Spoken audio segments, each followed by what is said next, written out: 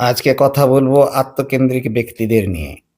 আত্মকেন্দ্রিক ব্যক্তি নিজের চাহিদা, নিজের ইচ্ছা, অনুভূতিকে সবকিছুর উপরে প্রাধান্য দেয়।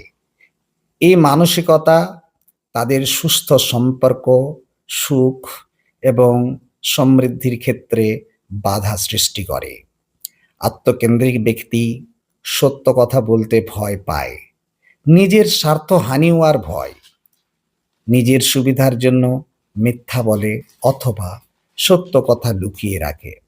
আত্মকেন্দ্রিক ব্যক্তি নিজের বেদনা এবং কষ্টকে অন্যের ক্ষতির ওপরে প্রাধান্য দেয়।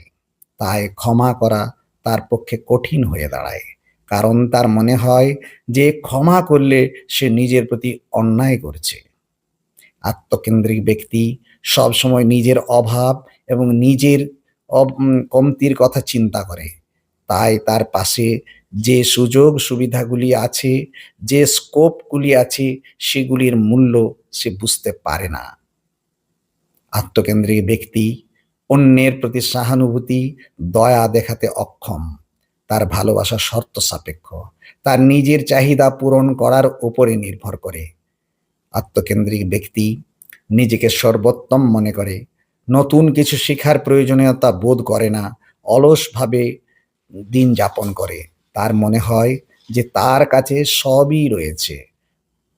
এই আত্মকেন্দ্রিক ব্যক্তি নিজেকে অন্যের স্থানে বসাতে পারে না, অন্যের পার্সপেক্টিভ নিতে পারে না। তাই সত্যিকারের সহানুভূতি, দয়া দেখাতে তারা অক্ষম।